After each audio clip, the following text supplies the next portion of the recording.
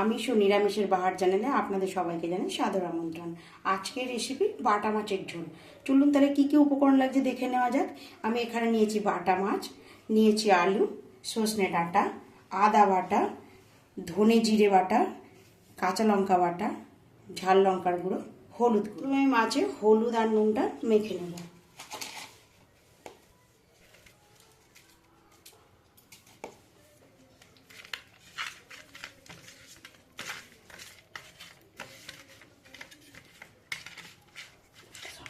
মাছ ভাজার জন্য আমি আগের থেকে কড়াইটা গরম করে নিয়েছিলাম। আমি এখানে ব্যবহার করব সর্ষের তেল।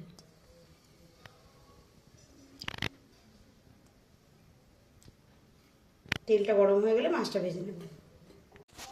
তেলটা গরম হয়ে গেছে, মাছটা আমি ভেজে নেব।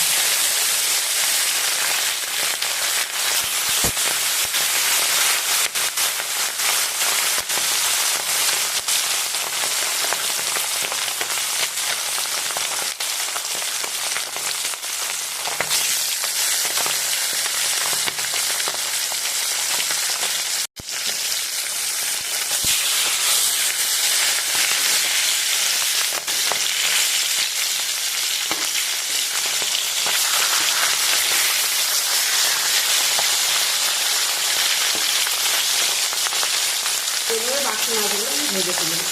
ভেজে নেওয়া একই তেলেতে আমি আলুগুলো এবার ভেজে নেব।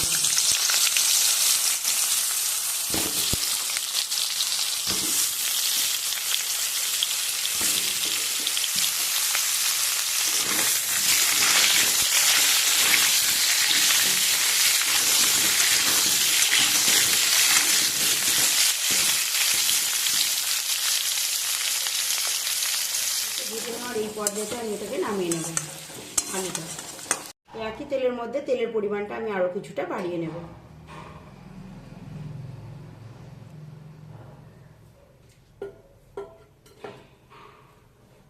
তেলটা গরম হয়ে গেলে এখানে আমি দিয়ে দেবো পাঁচফোড়ন।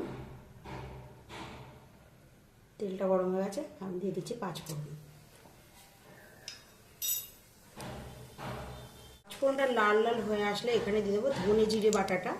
এখানে ধনে জিরে গুঁড়ো 4 চামচের 1.5 চামচ ধনে গুঁড়ো আর 1 চামচ জিরে গুঁড়ো নিয়েছি। দিয়ে দিচ্ছি 1 চামচ আদা বাটা, 4 চামচে সামান্য কাঁচা লঙ্কা বাটা। এই ঝোলটাকে ভালো করে পাবি, সামান্য কাঁচা লঙ্কা দিয়ে দেবো।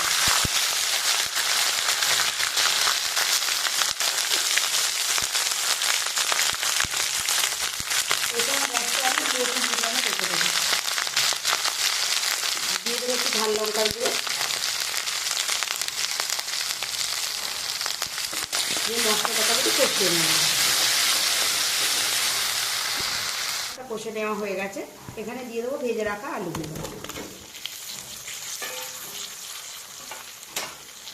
দিয়ে দেবো ডাঁটা,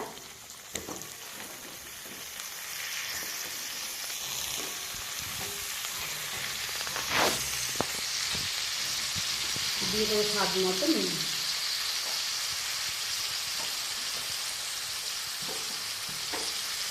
বেটে নেওয়া যে মশলার জলটা ছিল ওইটা দিয়ে আমি আবারও ভালো করে কষিয়ে নেব।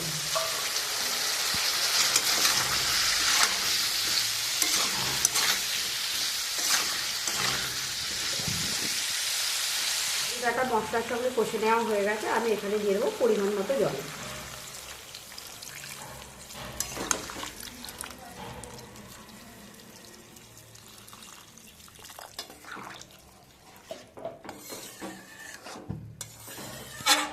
দিয়ে এটা আমি ঢাকা দিয়ে সেদ্ধ করে নেব, আর মাঝে মাঝে ঢাকাটা সরিয়ে নেড়ে দেবো। ঢাকাটা সিদ্ধ হয়ে গেছে, আমি এখানে দিয়ে দেবো মাছগুলো।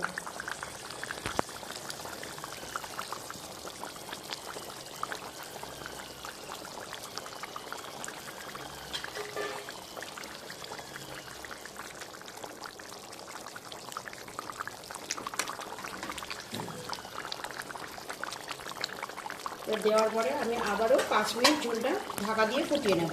তৈরি হয়ে গেছে বাটা মাছের ঝোল। এবার আমি এটাকে নামিয়ে নেব। এখানেই শেষ করলাম। ভিডিওটি স্ক্রিপ্ট না করে প্রথম থেকে শেষ পর্যন্ত দেখে যাবেন। ভালো লেগে থাকলে লাইক, শেয়ার, কমেন্ট, সাবস্ক্রাইব করতে ভুলবেন না। সাবস্ক্রাইব করে চ্যানেলটির পাশে থাকবেন। পাশে থাকা বেল আইকনটি অবশ্যই প্রেস করে দেবেন। আবারও আপনাদের সঙ্গে দেখা হচ্ছে নতুন কোনো ভিডিওতে। ততক্ষণ ভালো থাকবেন, সুস্থ থাকবেন। ধন্যবাদ।